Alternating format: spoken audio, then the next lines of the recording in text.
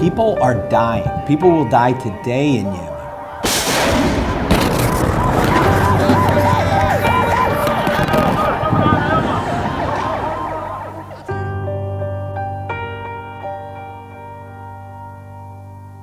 That's important. We need to discuss that. Our Middle East policy has become so unbalanced in recent years, and it didn't always used to be this way.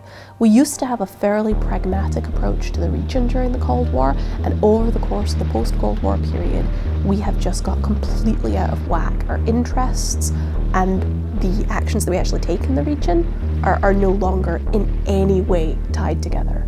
We've been at war in Afghanistan for 18 years. Good afternoon. On my orders, the United States military has begun strikes against Al-Qaeda terrorist training camps and military installations of the Taliban regime in Afghanistan.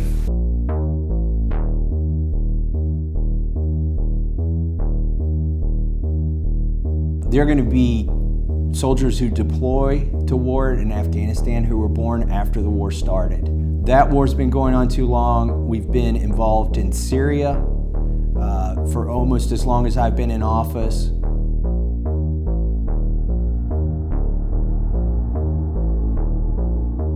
So I've been working with Ro Khanna on the other side of the aisle to try and use the War Powers Act. There's certain special privileges afforded to congressmen under the War Powers Act, and we've been trying to use those privileges to get a vote on the floor as to whether we should be aiding Saudi Arabia in Yemen.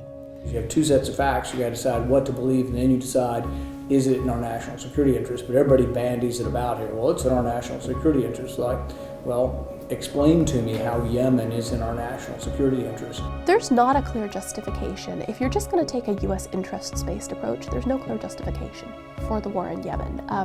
It's a humanitarian disaster. It's potentially a source of war crimes charges on the part of the Saudis, and it's strategically not in the US interest. So the Saudis have been working with the groups closely allied with Al-Qaeda. Al-Qaeda in the Arabian Peninsula has grown dramatically inside Yemen. All of these are things that are bad for US security. After Vietnam, Congress swore it would never again be duped into war, and even wrote a new law, the War Powers Act, to ensure it would not repeat its mistakes. But no law can force a Congress to stand up to the president. No law can make senators read the intelligence that showed the president was overstating the case for war. No law can give Congress a backbone if it refuses to stand up as the co-equal branch the Constitution made it.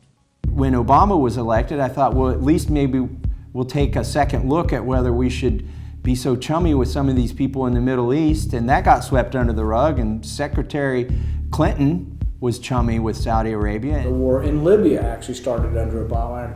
I'll never forget President Obama coming to our Republican lunch, and there's 40 or 50 of us at lunch, and I raised my hand and I said, well, you know, when you ran for office, there were some things I liked. One of the things you said was we would never go to war. No president should go to war without Congress approving it unless we were under imminent attack. And he kind of laughed and said, oh, you know, people like quoting back things to me, but yeah, I said that. I authorized military action to stop the killing and enforce UN Security Council Resolution 1973. We struck regime forces approaching Benghazi to save that city and the people within it.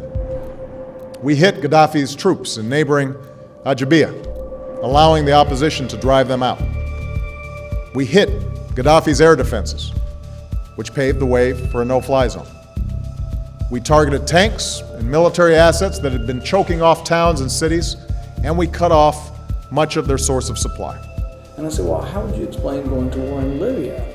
And he said, well, Benghazi was under threat of imminent attack. And I said, really? I didn't realize that when you meant imminent attack, you meant imminent attack of any city in any country, anywhere, that you would just intervene for that reason. And see, that's the bizarre sort of convoluted way that he brought himself to believe in that. And if you look at particularly the experiences of Barack Obama, you see that at the points where he tried to do that, he faced a lot of pressure, both domestic and international, to to not pull back from the Middle East. He faced a lot of pressure to increase the number of troops in Iraq after the rise of ISIS. He faced a lot of pressure to go through with a surge in Afghanistan in order to ensure that we didn't lose there. And he faced a lot of pressure when it came to Libya and later with Syria to do something. There's a real bias in our politics to encouraging politicians that if there is a problem, we have to do something about it, and it has to be a military solution. And so if you look at George W. Bush, you look at Obama, you look at Trump today, it's not surprising that they said something in the campaign and then completely different actions as president. Trump ran on a very populist message of less involvement in the Middle East, put America first, and one of the first things he did was to toss some missiles into Syria, which made the left happy.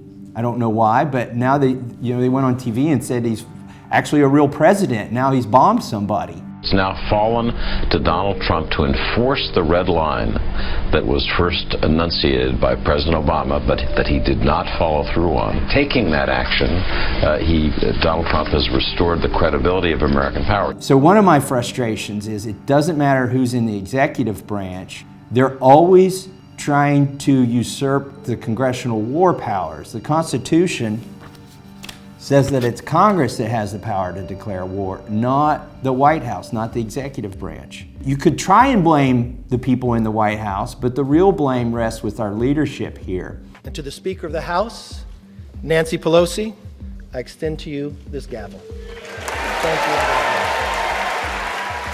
There were people who were hoping that when Nancy Pelosi gets in there, that we'll have less war and that Congress will reassert its authority over the executive branch. But the reality is, like when Obama got elected, we didn't get out of any wars. We got into 2 more. We got into Libya and Syria and Yemen, 3 wars. Look at what happened in Syria, the huge mess that was Syria. Everybody's like, oh, particularly Hillary Clinton, we need to fund these moderate rebels that are in Syria. Well, all of a sudden, there was like $1 billion worth of Humvees being driven by ISIS. There were weapons of ours that were somehow going through Saudi Arabia and Qatar, who were indiscriminately just shipping tons of weapons into Syria, and they frankly don't care what your ideology is. In fact, the more radical, the better. And this is the problem is that, had the rebels won in Syria, and I'm not saying Assad is some great Jeffersonian diplomat or Democrat, but had they won, would it be better to have Al-Qaeda-linked Al-Nusra radical Sunni extremists in charge of Syria? It's like choose your poison, and I don't think it's worth risking one life and American life. And I also think in the end it backfires for us. We end up thinking we're doing the best, and then we get something worse than what we started with. If you take the Libya intervention, for example, it was done with the best of intentions, preventing potential genocide, preventing a humanitarian crisis. But it caused more than 6-year civil war.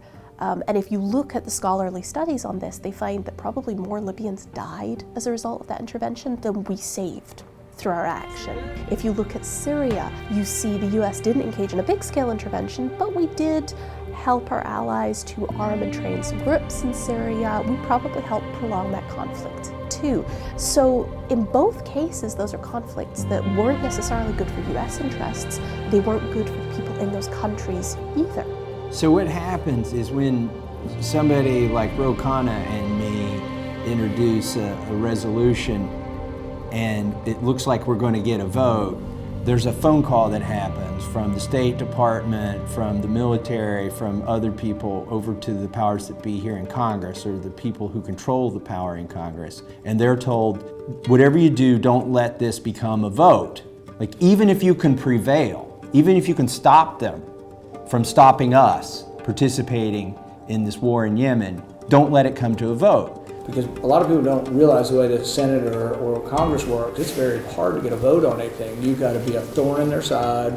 You've got to either filibuster or find a way to get something to come forward.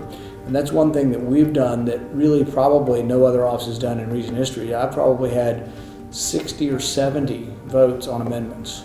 I'm 0 for 60 or 70 right now, but it's hard to beat the establishment. The leadership's been doing some pretty tricky stuff to skirt the War Powers Act. The War Powers Act says within a certain number of days, I think it's 10 days maybe, a resolution about war has to be reported out of the committee, and then within 2 or 3 days it has to be voted on the floor. So they can't kill this bill, they can't hide it, it has to come to the floor. So we wrote a resolution and we submitted it. This is something that's not really partisan. There are Democrats who oppose our involvement overseas. Ro Khanna, Tulsi Gabbard is one of them, as well as Republicans, myself and Justin Amash. In the Senate, Mike Lee has been a leader on that, and Rand Paul. They're making progress over there as well. And I think if we just stay at this and we keep it bipartisan and we don't get distracted with some of the other things that are going on right now, that we can eventually get this to the floor. They hid our War Powers resolution in the Manage Our Wolves Act. So we're going to reintroduce the exact same thing. It'll be interesting to see where they hide it next time, or if they keep trying to hide it. Mr. Speaker, last night the Rules Committee came out with a procedural resolution for the Farm Bill that violates both the Constitution and the War Powers Act of 1973. Just when you thought Congress couldn't get any swampier, we continue to exceed even the lowest expectations. Section 2 of House Resolution 1176, the rule for the Farm Bill, says that the provisions of Section 7 of the War Powers Resolution shall not apply during the remainder of the 115th Congress to any concurrent resolution introduced pursuant to the War Powers Resolution. What this means is that our leadership has decided that the House just doesn't need to vote on whether U.S. soldiers, personnel, weapons, and taxpayer dollars should go toward assisting Saudi Arabia with its brutal war on civilians in Yemen, a war that has caused the world's worst famine in over 100 years. Unshackling our military has led to progress on the ground, greater pressure placed on the terrorists, and new opportunities for diplomatic and political solutions that have opened up as a result of the pressure that we applied. So what we must remember, Mr. President, is how hard-won these gains have been. Our response to this progress must not be to take our foot off the gas pedal, but rather to keep up those strategies that are clearly working.